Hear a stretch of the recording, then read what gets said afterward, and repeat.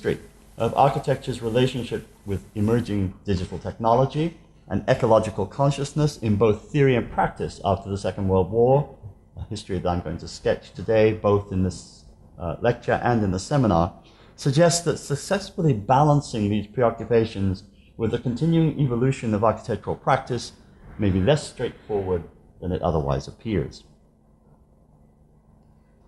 Yesterday I talked about the emergence of a kind of postmodern understanding of urban visual life in the theories of townscape. It was a direct response to the purely visual theories of townscape that a number of architectural theorists tried once more in the 50s and early 60s to regain the sense of a discipline. Beginning with John Summerson's appeal for the program as a fundamental source of unity for modern architecture, he already drew his inspiration from Moholy-Nagy's sense of a new biologically grounded formal aesthetic. Rainer Banham's stocktaking of 1960, which we'll go into in much detail in a bit, which called for a new technological basis derived from cybernetics and computer science. And Peter Eisenman's first forays into formalism in 1963, publishing his call for a formal basis of modern architecture in architectural design. The pressures for a rigorous and unified theory intensified between 1957 and 1963. What interests me is that those three elements of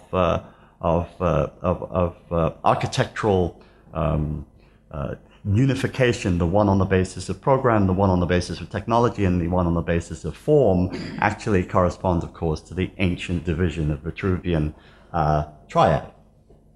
Thus, writing in the RIBA Journal in 1957, Summerson opined that a theory of architecture would be a, quote, statement of related ideas resting on a philosophical conception of the nature of architecture, unquote. One that he found in a group of Mediterranean beliefs around reason and antiquity, stated by Alberti, reformulated in the age of Descartes, rewritten in Perrault's critique of Vitruvius, then again by Logier, Durand, Viollet-le-Duc, Pugin, Belacher, Horta, Perret, and Le Corbusier. He wrote, Perrault said antiquity is the thing, and look how rational. Lodley seems to have said up with primitive antiquity, only source of the rational. Durand said down with Logier, rationalization means economics. Pugin said down with antiquity, up with the Gothic, and look how rational. Viollet-le-Duc said up with the Gothic, prototype of the rational, and eventually a voice is heard saying down with all the styles, and if it's rationalism you want, up with grain elevators, and look how beautiful. That was Summerson's analysis. It's like Walter Benjamin's short history of photography, right? This is the shortest history of architectural theory that one has ever read. In this argument, Summerson traced the idea of the classical and rational and the organic to its modern conception, a trajectory which moved from the antique, a world of form, to the program, a local fragment of social pattern, unquote. Hence Summerson's celebrated conclusion that the source of unity in modern architecture is in the social sphere, in other words, the architect's program, the one new principle involved in modern architecture. In his terms, a program, quote, is the description of the spatial dimensions, spatial relationships, and other physical conditions required for the convenient performance of specific functions, all involving a process in time, a rhythmically repetitive pattern that sanctions different relationships, and all satisfied and sanctified by the classical tradition. The problem he identified, as with a naive functionalism, was the need for a way to translate such programmatic ideas into appropriate form, a problem to which Summerson offers no direct answer. Dismissing Banham's 1995 appeal to topology in his essay in The New Brutalism, as Summerson said, an attractive red herring, I think it's a herring. Summerson's was not a little dismayed at the unfamiliar and complex forms that are cropping up in practice around him through the extension of the engineer's role. And on the screen you have that extraordinarily polemical contrast between two objects of the first machine age, one of the last plates in Banham's Theories and Design of 1960, where he compares unfavorably the Le Corbusier's attempt to look technological and Bucky Fuller's attempt to be technological. Bucky Fuller's, of course, realizing the technological spirit of modernity in Banham's terms, and Le Corbusier only looking like it's realizing the themes of modernity. I was telling Mary Banham just now that Cahoon once turned to this page and said, "It's an extremely invidious comparison. And can't understand why one would want to live in a tin box." The problem, yet Summerson recognized, and this tradition had come to close in the modern period, to be superseded by a new scientific paradigm, that of the biological, as advanced by Laszlo Moholy-Nagy. And of course, that's the moment where the ICA is putting forward a lot of new exhibitions developed by the independent group and Banham too, on growth and form, on movement and so on, all to do with the reinterpretation of the forms of nature and, in Summerson's terms, the new understanding of the forms of the DNA molecule, which had been published at that time. As Moholy stated, Summerson went on, architecture will be brought to its fullest realization only when the deepest knowledge of human life as a total phenomenon in the biological whole is available. For Moholy, noted Summerson, the biological was psychophysical, demanding a theory of design matching a broad idea of function that called for the most far-reaching implications of cybernetics to be realized if the artist's function were at last to be explicable in mechanistic terms. In this context, the problem for architecture, Summerson concluded, was to discover the appropriate language for the expression of new biological facts based on the discovery of the structure of DNA. His conclusion was, however, pessimistic. He concluded that any theory that posits program as the only principle leads either to intellectual contrivances or to the unknown. For his fear was that this missing language will remain missing, and our discomfort in the face of this loss would soon be simply, quote, a scar left in the mind by the violent swing which has taken place. Banham, writing 3 years later, was more optimistic. While he sided with Summerson in deploring the style-mongering of the 1950s, a period when an enterprising manufacturer could have put out a do-it-yourself pundit kit in which the aspiring theorist had only to fill in the blank in the phrase "the new" ism and set up in business. Of course, he himself had done the same with the new Brutalism. He found that most of the blanket theories that have been launched have proved fallible, and partly because most labels have concentrated on the purely formal side of what has been built and projected, and failed to take into account the fact that nearly all the new trends rely heavily on engineers or technicians of genius, or nearly so. He proposed that what was needed was a new and equally compelling slogan, and suggested some of his own. Anticipatory design, une architecture autre, we talked about that in relationship to the new Brutism, all in package design service, and perhaps even a more crumbly aesthetic. The most radical departure from this Vitruvian triad, however, was that proposed by a young PhD student at Cambridge, Peter Eisenman, who in 1963 propounded his faith in the formal basis of modern architecture in a short article in Architecture Design. Attempting to go beyond the technological and the social, the programmatic and the functional weighting of Vitruvius's categories, Eisenman argued, quote, that the situation is more complicated than Summerson allows for, and if seeing a work of architecture in terms of its program is the only alternative to seeing it in terms of history, it must be admitted that the criticism is not very far advanced. In his formal Dantonism, Eisenman then went on to refuse all outside reference for meaning in architecture, exorcising symbolic, iconographic, and perceptual influences or interpretation. Instead, he looked at the primary configuration of buildings, considered the structures of logical discourse, their internal spatial and volumetric considerations, deriving from the formal linguistics of his understanding of architectural systems, from Le Corbusier's four compositions, and making their implications explicit. If the Summerson form was considered only in relationship to proportional systems, or for Banham it was no more than a dead academic language, Eisenman saw all formal systems as communicative based on the properties of form itself. This, for him, was the only criteria through which architecture could be considered a discipline. Thus, the moment then in the very early 1960s when theory, architectural theory, and the idea of unity in architectural theory was completely divided up in oppositional terms. We could also add the social oppositionism that's emerging in Berkeley and the West Coast, and of a whole range of activist theories that are competing with these more academic triadic theories. But architectural theory at that moment is sort of split in a number of different ways, which then, in some way or another, the intellectuals in architecture, including Banham, followed by Norberg Schultz, wanted to bind together. In March 1960, Banham wrote an article, this is actually 1957-58, The Machine Aesthetic, where Banham is beginning to develop the premises of that he outlined, was to outline in the Theories in Design, into design. And the same year, John McHale recently returned from a moment in Yale where he'd met Bucky Fuller, wrote the first full article assessing the work of Bucky Fuller in England, this in 1956-57. And it's a very comprehensive article, and it came just before he published his monograph on Bucky Fuller with George Braziller in New York in 1958-59. And you can see.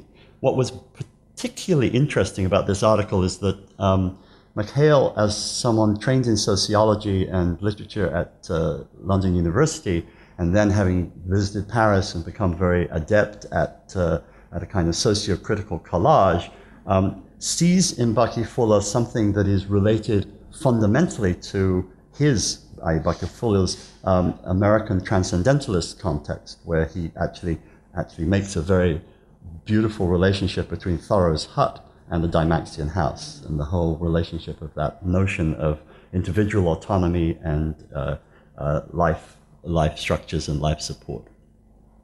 At the same time, Banham is contesting the relationships to history that are emerging in the neo-liberty movement in Italy, having a wonderfully rhetorical exchange with Ernesto Rogers. He publishes this Attack on Neo-Liberty, the kinds of stylistic derivations from different periods of early modern architecture in Italy that was appearing in the 50s. And Ernesto Rogers, of course, fired back in Casabella with this wonderful article dedicated to the lover of refrigerators. So in Architectural Review in 1960, Banham launched a series of 5 major articles. I'll just show you this very quickly. All on yellow paper as a demonstration, I think, against Pevsner's love of brown paper for history and blue paper for criticism in the Architectural Review. So this is yellow paper with a big red stamp on it. A series of articles called Stock Taking, and we're going to be looking at these a little more closely. Interestingly enough, in those articles, Banham was not entirely convinced of the reign of technology as a kind of total system. And in fact, picking out one of the most important and symptomatic quotations, he wrote, "Throughout the present century, architects have made fetishes of technological and scientific concepts out of context, and have been disappointed by them when they developed according to the processes of technical development, not according to the hopes of architects." And in a phrase that we might look at more closely today, a generation ago, it was the machine that let architects down. Tomorrow, or the day after, it will be the computer, or cybernetics, or topology. So in a very, very prescient way, Banham is looking at technology for itself and seeing that the fetishization of technological modes of production that is transferred to architecture might in fact not be precisely the transparent and translational system that will work. The architect who proposes to run with technology, Banham concluded in Theory and Design in the First Machine Age, knows that he will be in fast company. The historian who 5 years earlier had called for an autre architecture in the name of the new brutalism now advised the architect, quote, to discard his whole cultural load, including the professional garments by which he is recognized as an architect. It may be, he hazarded, that what we have hitherto understood as architecture and what we are beginning to understand of technology are incompatible disciplines. The last images of the book, as we saw, as if mimicking Le Corbusier's technique of before and after images, displayed on one page Le Corbusier's Villa Savoie, and the facing page Bucky Fuller's Dalmatian House, project of the same years. Quote, a radical technological criticism of the international style as mechanically inadequate. Fresh from completing his first book, having been appointed assistant executive editor of the Architectural Review, and with his polemical opposition to neo-liberty as infantile regression in full swing, Banham launched a series of banner articles under the heading of stockbroking between January and June 1960. Printed on bright yellow paper to contrast with brown and blue, and with red stars accentuating dates and numbers, these articles summarized what for Banham represented the conditions for architectural theory and design in the next machine age. In 1960, in architecture, Banham claimed, marked a great divide. Following the expressionism of Ronchamp and John Summerson's dismissal of new brutalism, somewhere along the line, Banham concluded, the modern movement's private mythology of form and function has come apart. Torn between tradition and technology, or as he phrased it, science and history, the profession needed to redefine its limits in the midst of these competing bids for intellectual domination. By tradition, Banham meant the stock of general professional knowledge, and by technology, its opposite, the exploration of potential through science. In a dramatic parallel representation, a parallel representation that unfortunately has not been replicated in the repeats of these articles. One of the most extraordinary typographical moments is the way in which the tradition on the left and technology on the right continues as parallel stories that intersect only vaguely. But I was very disappointed that in the reprinting of this particular essay, those parallels were not actually, they were separated out as almost as two separate essays. Banham told two intersecting but ultimately separate stories. Architecture, defined in terms of its professional history, versus architecture as the provision of fit environments for human activities. Banham was concerned at the reaction of the first against the second.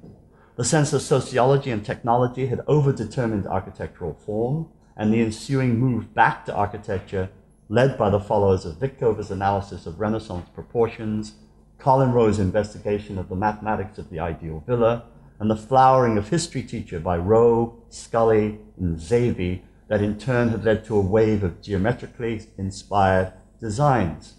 Added to this, a new stream of what he called latent historicism had emerged with neo-liberty in Italy, neoclassicism in the US, neo-historicism of the modern movement in Britain, all characterized with Neo-Palladian as formalist. Even Banham's earlier espousal of the new brutalism came in for criticism here, although the Smithson's Hunstanton School and Stirling and Gowan's Ham Common Flats were slightly redeemed by their honest use of materials. On the side of technology, Banham called for a complete revision of commonplace notions such as house, and placed Buckminster Fuller at the head of those who had conducted fundamental research into shelter needs of mankind. Conrad Wachsmann comes a close second as a fanatical watchmaker of the joint. Not without an implicit debt to Le Corbusier, Banham revised the car as a standard of comparison for architecture, which he also had in the machine aesthetic, not only as an object of technological sophistication, but as puncturing the myth of a single non-style style, and as an irritant that demands redefinition of the urban environment. Here, the Smithson's House of the Future, the Monsanto House, Schein's plastic dwelling units seem to open the way to large unit prefabrication.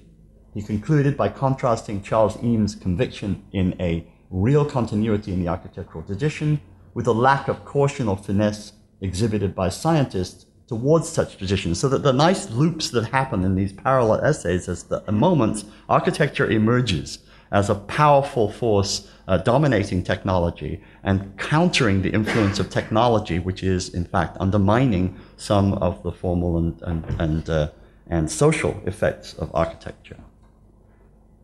He warned at any unpredictable moment, the unorganized hordes of uncoordinated specialists could flood into the architect's preserves and, ignorant of the law of the operation, create another architecture by chance, as it were, out of apparent intelligence and the task of creating fit environments for human activities. So there's this whole sense of ambiguity that is operating in these two parallels, which I find particularly interesting. He cited John Johansson's Airform House as a radical departure from the prevailing Neo-Palladianism, but he was, as his pessimistic summing up of the modern movement revealed, deeply convinced that for architects, tradition would win out in the end and destroy science. And here are just some of the pages I just wanted you to see, the kinds of comparisons, the comparisons of the emergence of shell technology in architecture and of auto technology in science, and the science of shell technology in science as opposed to the science of shell technology in architecture, the development of pods in science and not in architecture, and of course, at the end, a little nod to Martin Pauli's Time House. Here, though Banham was and always would remain unambiguously in between, as it were, inhabiting the margins separating the two columns, his reception of two of the three contributors in the next article, the science side, was less than enthusiastic. A.C. Brothers from English Electric wrote of weapons system design with respect to the RAF guided missile, the Lightning Interceptor, that was designed holistically in tandem with its fighter aircraft and radar. M.E. Drummond of IBM wrote of computers as used in operations research, system simulation, linear program, and Turing theory. Drummond himself warned that as computers, quote, dealt in cold, hard facts, computers have no aesthetic sense and no imagination. Banham's only response to these papers was to observe that even psychology could be assigned a numerical value, as could aesthetics. Indeed, the psychophysiological relationship between man and environment was susceptible to scientific mathematicization. Banham was more favorable to the third paper in the science side, Richard Llewellyn Davis, and this is before, of course, he's become head of the Bartlett and hired Banham, but he was quite favorable. Then at the Nuffield Foundation, but soon to become head of the Bartlett School of Architecture and Banham's professor. Llewellyn Davis was concerned to introduce the social and the biological, as opposed to the physical and the technological, into the architectural equation, from the science of visual perception to group dynamics. He provided a bibliography that for Banham represented the cutting edge of these facts about the environment that would, if used wisely, produce another architecture. Seems, he said, no longer a question of whether architects should try and master this mass of information or not, but how much longer they can put it off. So the science side and the bibliography. The next article, reporting a discussion between Anthony Cox from the Architects Co-Partnership, Gordon Graham, Architects Design Group, John Page, Building Science Liverpool, and Lawrence Alloway, Program Director of the ICA, and chaired by Banham over a chicken lunch with wine. And it's quite obvious as you read the text that the wine was there. Clearly demonstrated what Banham knew beforehand, quote, the confrontation between architecture and technological society. As Banham reported, the discussion was somber, nervous, and occasionally barbed, as it debated the precarious position of the architect in technological society, especially so as his position as universal man was being challenged on all sides, potentially a battered relic, or at most a qualified technician. But of course, Banham was not an architect, but a critic and historian, and Pevsner's recently graduated PhD student, so he was bound to include history in the fourth article. And his contribution to the history section was entitled, interestingly enough, History and Psychiatry, although there was actually little psychiatry in the text. The psychiatry, of course, was the implied critique of Pevsner in the article itself. In other words, the killing of the father. Rather, it was his justification that for theories in history as a sequel to Pevsner's Pioneers of the Modern Movement of 36. Banham's thesis was that Pevsner had completed his history with the formation of the Deutsche Werkbund in 1914 and had then created a zone of silence, while the successive histories of Gideon had in their partnership, space, time, and architecture, hardly mentioned Mies van der Rohe, repressed a number of architects, and had suppressed, psychiatry, many modern architects worth reconsidering. Thence go read Theories in Design in the First Machine Age, which had just been published. Banham's purpose, ironic in respect, given Manfredo Tafuri's attack on him, was that the only position for a true historian to have was outside architecture. Regarded as a specialist, almost as a consultant, a curer of souls, that's probably good for Mark, at the moment of the ultimate detachment of architecture from its own tradition, and with the objective responsibility for ensuring that the architect doesn't fall into eclecticism or modern movement revivalism, Banham was well aware of the dangers. The historian's diagnosis, the historian is therefore seen as the psychiatrist of architecture, must be as nearly infallible as humanly possible, and to achieve this, he must be as nearly objective as humanly possible and as reliably skilled in interpretation as humanly possible. The responsibility that awaits the psychiatrist of architecture is not a light one. Architecture, no longer able to retain its Vitruvian innocence, relies on the historian to plot its future course. The results of his analysis, as we know, were not what Banham anticipated. The technical side continued to be supported by the Architectural Review, which had published McHale's essay on Fuller. But the Architectural Review, still dominated by Hubert de Koning Hastings and Gordon Cullen's townscape ideology, seemed to back off the technological side very quickly. Thus, it was not the Architectural Review, but the Architectural Design, under the editorship of Monica Pidgeon, with successful technical editors Theo Crosby, Kenneth Frampton, Robin Middleton, and Peter Murray, that took up the cudgels for Banham's technological question. This is the history and psychiatry, and a whole series of pages where Banham administers a questionnaire to architects and historians as to what were the most important buildings of the modern movement, and you get the answers in parallel lines.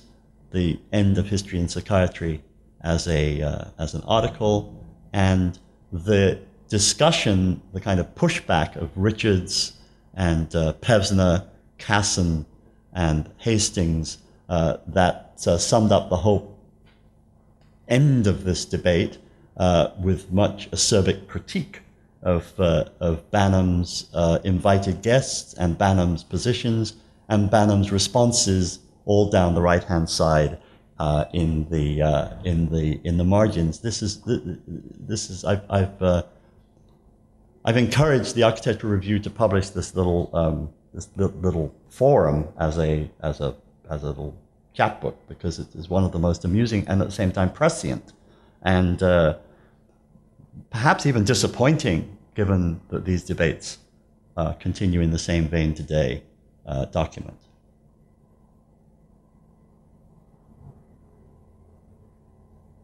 Banham's response.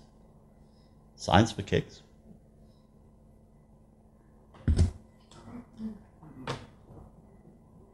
In 1965, in AD, Banham reviewed the projects of Archigram with reference to the influence of mass production on architecture, a clip-on architecture.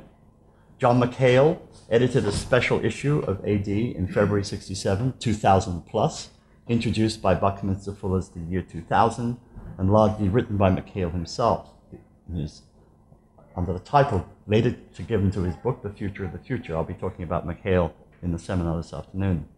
As he wrote presciently, given the next 40 years, Some of the mandatory requirements of the ecosystem are already clear. We need to recycle our minerals and metals, increasingly to employ our income energies of solar, wind, water, and nuclear power, rather than the hazardous and depletive capital fuels, to draw upon microbiology and its related fields to refashion our food cycle, to reorganize our chaotic industrial undertakings in new symbiotic forms, so that the waste of one may become the raw materials of the other, to redesign our urban and other lifestyle metabolism so that they function again. And here's Banham's contribution to the domestic environment. Home is not a house.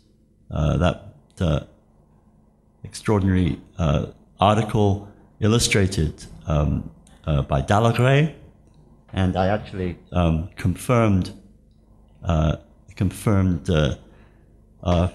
last Saturday night with Francois Dalagray that in fact the heads of Banham and Dalagray in the two naked statues in the seated figures in the bubble had to be collaged by Dalagray. Banham's head had to be collaged onto Dalagray's body because Banham refused to sit naked for the photograph. And properly so, I would say.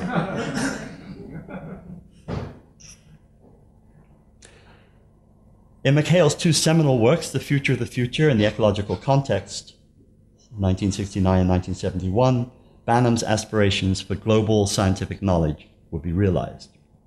What was not realized, however, was the union of tradition and technology that he thought would emerge from increasing scientific knowledge.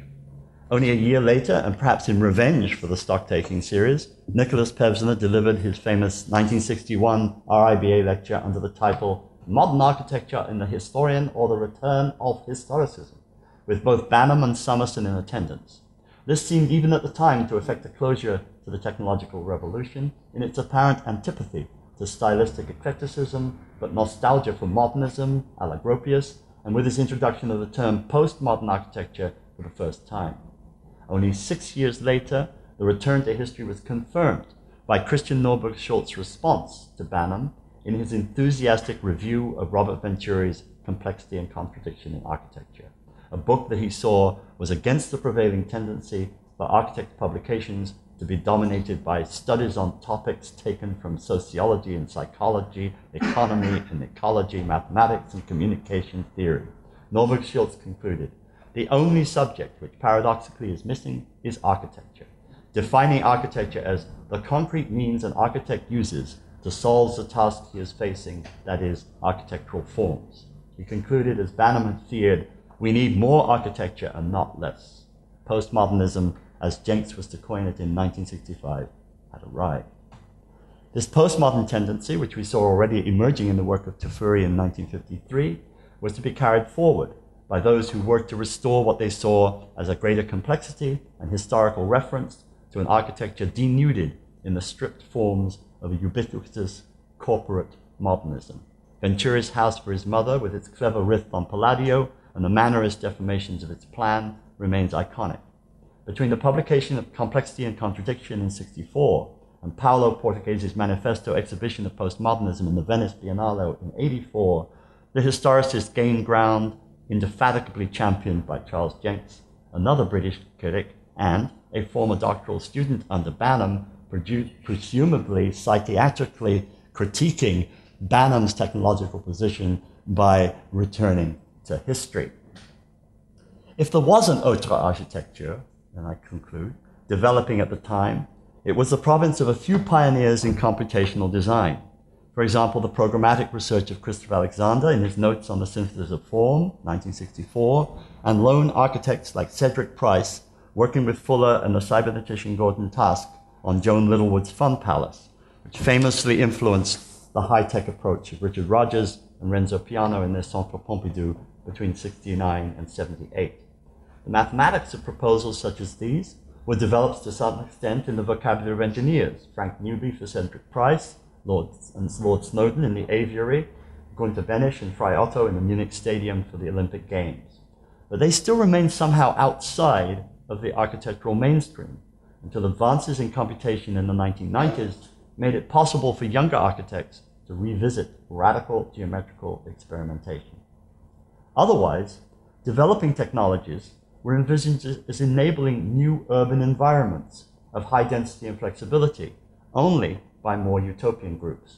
Archigram, I'm not going to go into detail, obviously, with their megastructure, clip-on pod aesthetics, celebration of networks, metabolists, led by Kenzo Tange in Japan, and the French megastructuralists, including Jona Friedman, and the brief collaboration between Constant and Guy Debord. Betraying the influence of such collectives, in his celebrated article, A Home is Not a House, Banham joined with François Dallegré to illustrate a transportable standard of living package in the form of a transparent plastic bubble containing images of a naked, quote-unquote, Banham seated around a modular technical services icon, which you see there. Ultimately, perhaps the best examples of Banham's autre architecture will be developed outside the architectural professional tradition. Thus, the artist, Nicolas Schöffer, an avid reader of Norbert Weiner's book, Cybernetics in Society, conceived what he claimed was the first cybernetic sculpture in 1956. Engineers from the Philips Company outfitted the so-called CYSP-1, CYSP-1, for cybernetic spatiodynamics, with an electric brain animated by feedback loops, the central theme of cybernetic theory. A rectilinear frame structure, its 16 black, red, white, and yellow rectangular plates, responded to variations in the environment, light, color, and sound, by moving in all directions. Confronted with the color red, by noise or intense light, it remained still, but was set in motion by silence and the color blue. Talk to Schumi about that one. It was installed on the roof of Le Corbusier's Unité at Marseille, where it became the center of one of the first festivals of avant-garde art in 1956, a festival that could be a subject for another PhD dissertation, responding to the movement of Béjar's ballet, wonderful omni art festival, art, architecture, dance, and cybernetics. A year later, this is Schöffer's studio, and this is his diagram of the tour lumière cybernétique and the different feedback loops involved. A year later, Schöffer extended the use of feedback loops to the inhabited spatial environment, building a prototype spatiodynamic house at the International Exhibition in Saint-Cloud. These are some of the spatiodynamic towers and some of the extraordinary light and movement experiments that he gave. This house was called Trou de Serrure, or keyhole, and consisted of 2 rooms, each with a radically differentiated environment, but without a separated wall. There was a cold room kept at a temperature of 19 to 20 degrees centigrade, while a hot room hovered at 35 to 40 degrees. The rooms were then respectively painted in cold and warm, red and orange colors, were lit with cold and warm incandescent light, and were quiet and noisy, respectively, in their insulation.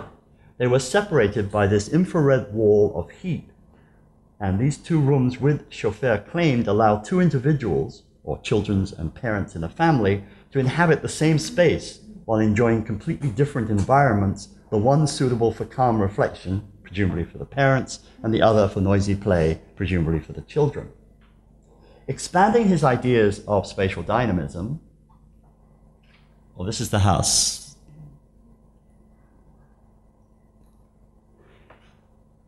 Expanding his ideas of spatial dynamism, Schöffer went on to develop designs for an entire cyber city, published in La Ville Cybernétique in 1969.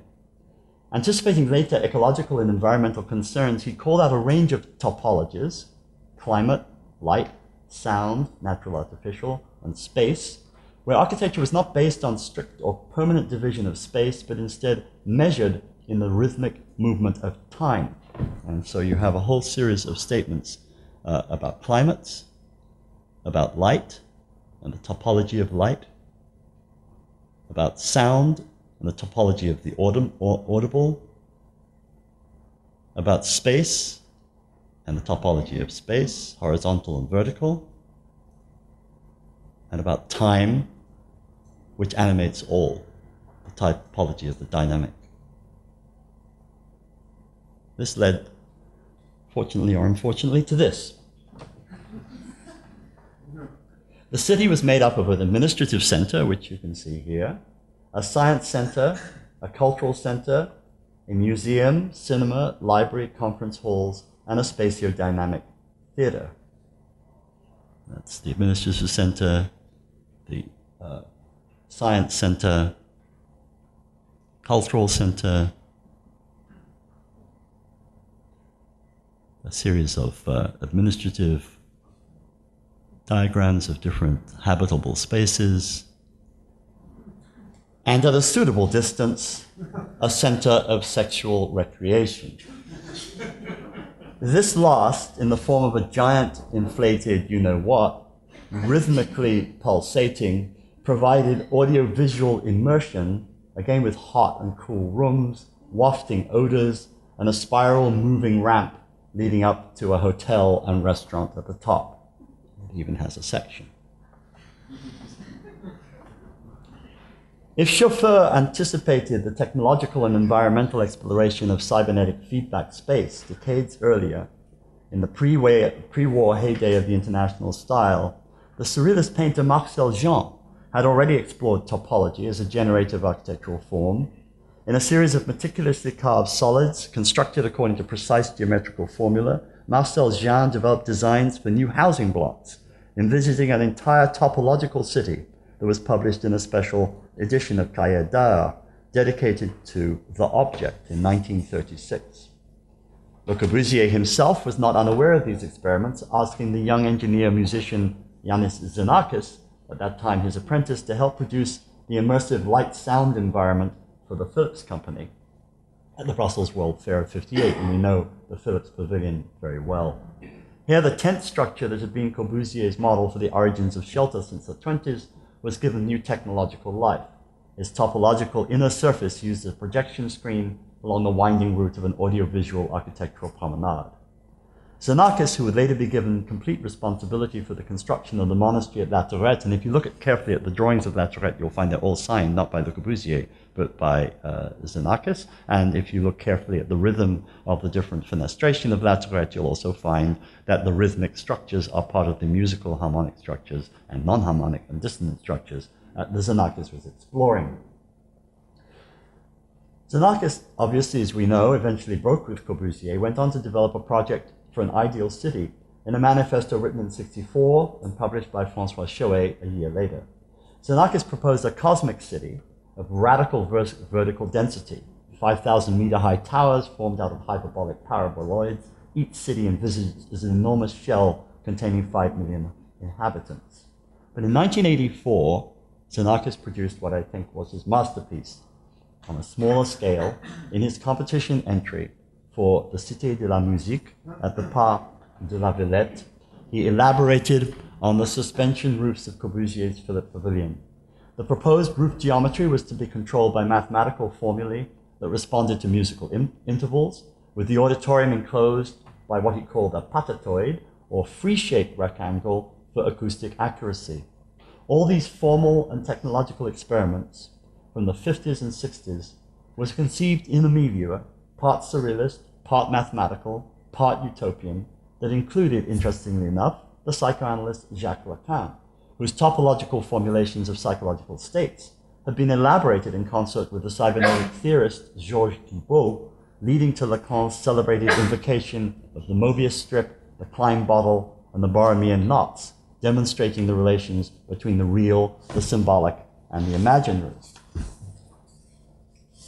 And here is Xenakis' drawings for the Cité de la Musique, which was not premiated.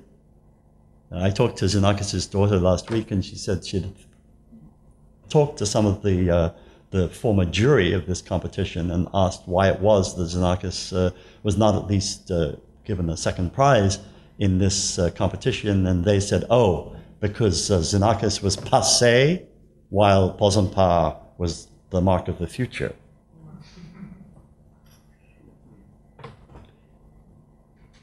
In 1971, Banham brought together his pleasure in life technologies and his earlier conversion to Fuller by adopting the newly fashionable word ecology for the title of his unconventional book on Los Angeles, The Architecture of Four Ecologies. And here I have to pay tribute to Mary Banham, because when I went to the archive at the Getty Center, I found that the exquisite maps that illustrate the front of the Banham Architecture of Four Ecologies were in fact traced and drawn by none other than Mary Banham.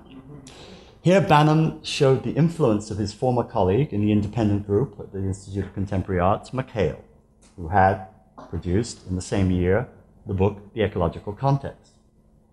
In Ecology, Banham finally found the proper arena in which to ground his desire for an ethic of design aimed at deploying technological developments to establish more harmonious feedback between architecture and environment. It was not until the ascendancy of relatively accessible computational software in the 1990s that questions about ecology, technology, and design could be reframed with new urgency. What could digital technologies offer for the exploration and application of theoretical, ethical, and programmatic principles to architecture?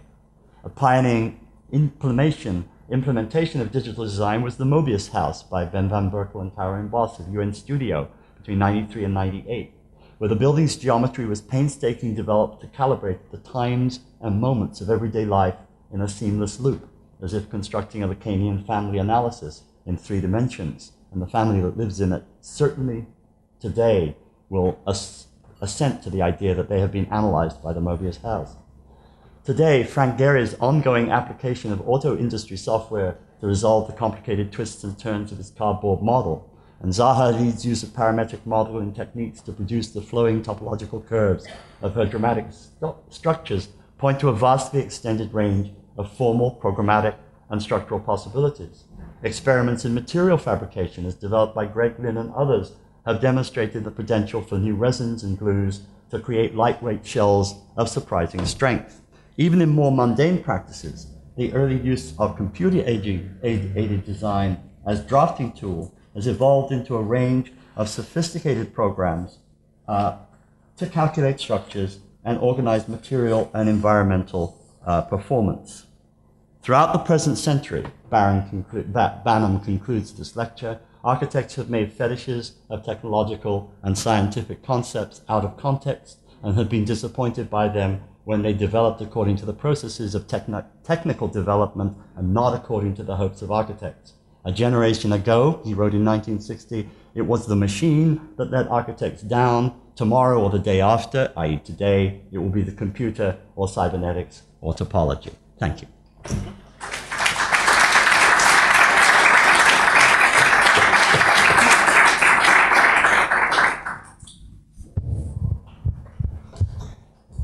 Let me see if there are any immediate questions, but there's time later, of course, in the seminar to take them up in more detail.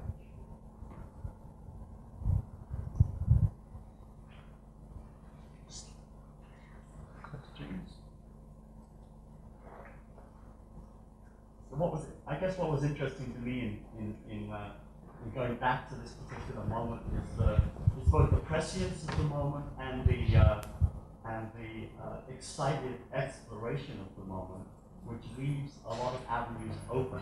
And I think what I miss in the present sense of the moment is that anticipation that we've not yet solved the problem, and the anticipation that the problem itself has not been properly defined in relationship to the technological and the formal, or the technological and the spatial, or the human and the technological.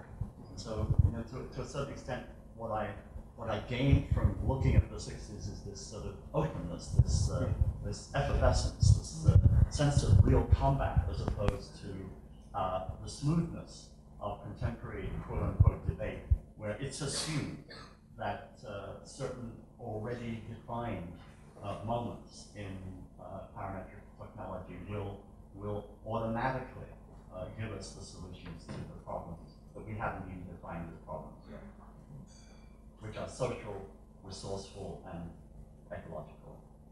and of course political. I'm wondering, Tony, it's really interesting for the, let's say, the prehistory of contemporary tribalization and the fracture, as you described it, the fracturing apart of architectural culture to a certain degree, and certainly the fissure between formal and other topics or agendas seems striking right around the early 60s.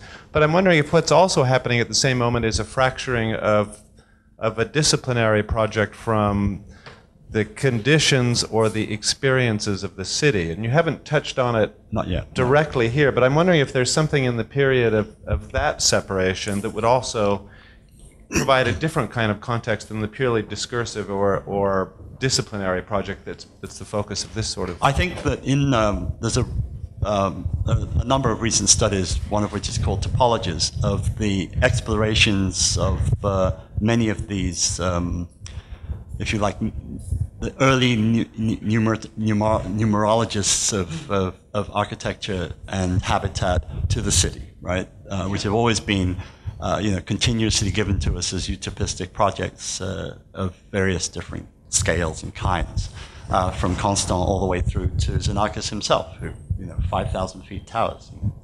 So, but at the same time, I think what the crisis of the 60s was the response of architects in the mode, for example, of Rossi, who, while taking the notions of structuralism and geography and urban geography and applying them to the notions of architecture in the city, nevertheless recapitulated architecture as a series of typological units that were fixed and repetitive and therefore, to a certain extent, autonomous from the city itself.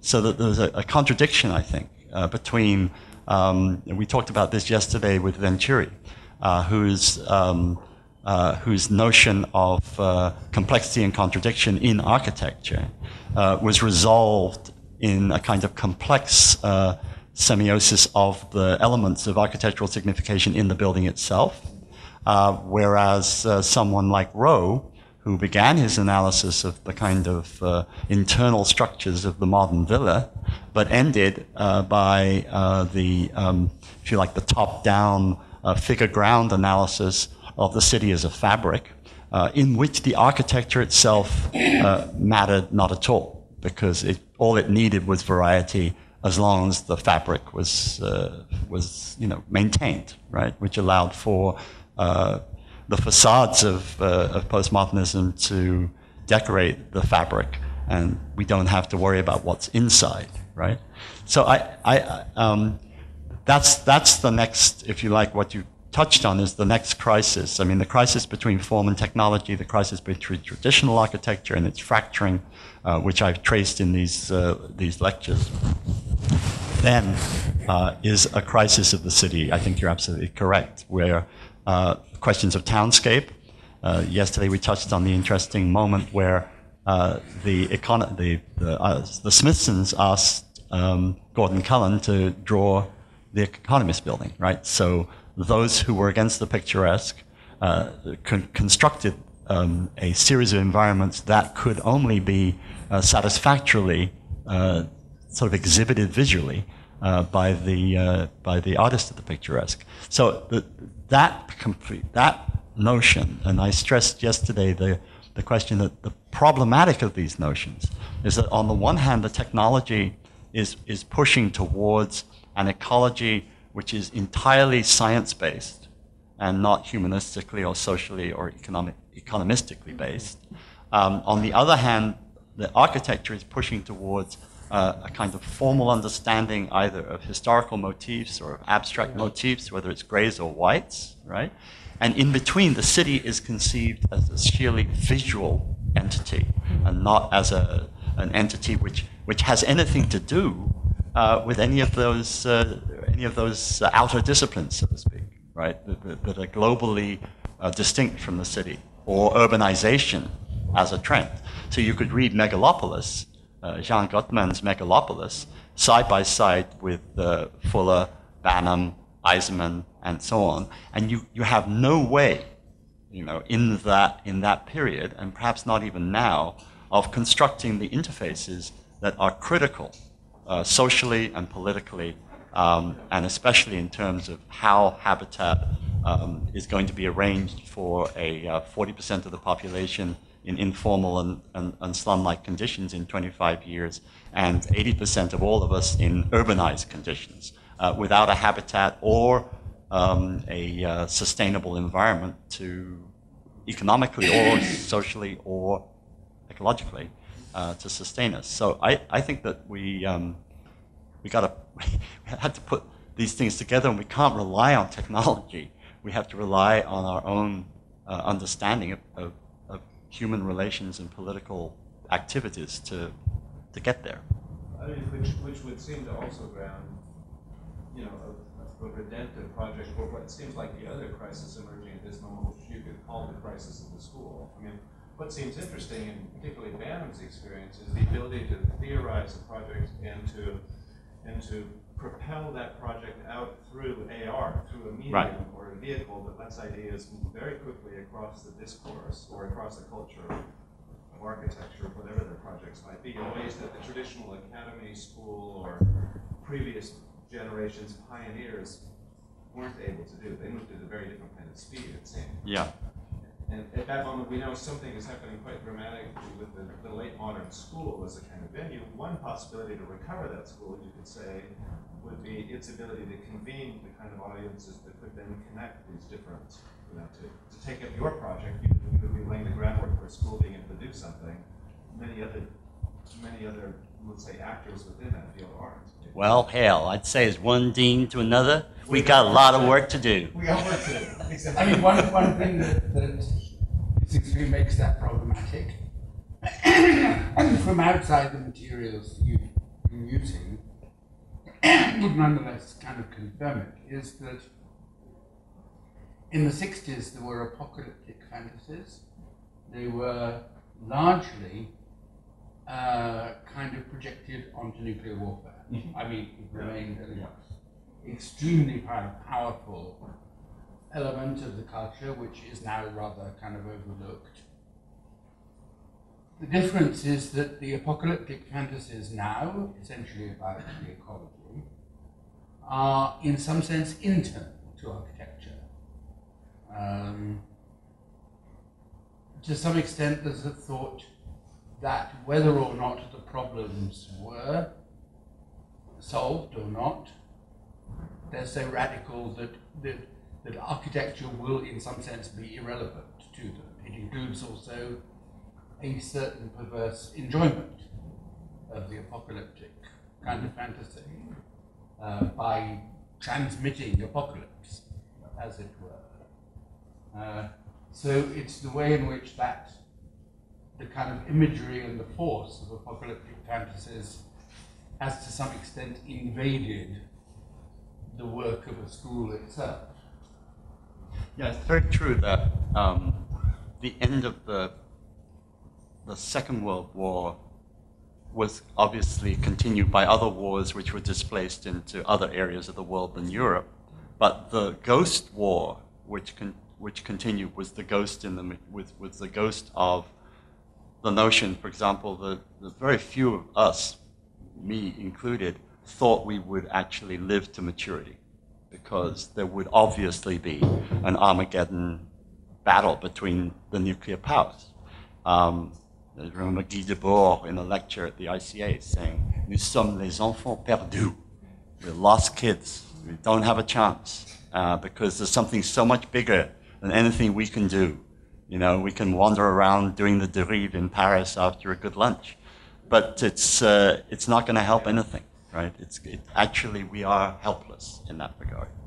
And that, I think, was very powerful for the generation that produced those sort of topological, sort of quote-unquote, ideal cities above ground, and those very, very sinister Archizum and super studio cities below ground, right? The city of super studio, which is already erased, and is just a flat plain on which you're left with a couple of picnic baskets, and the city of Archizum, which is several thousand meters deep, which is created a big bunker, right?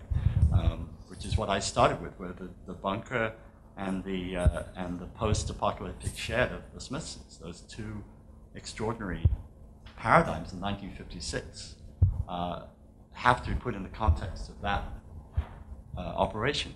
I think the problem always is that in school, there are two problems in schools. One is, of course, the separation of knowledge into courses.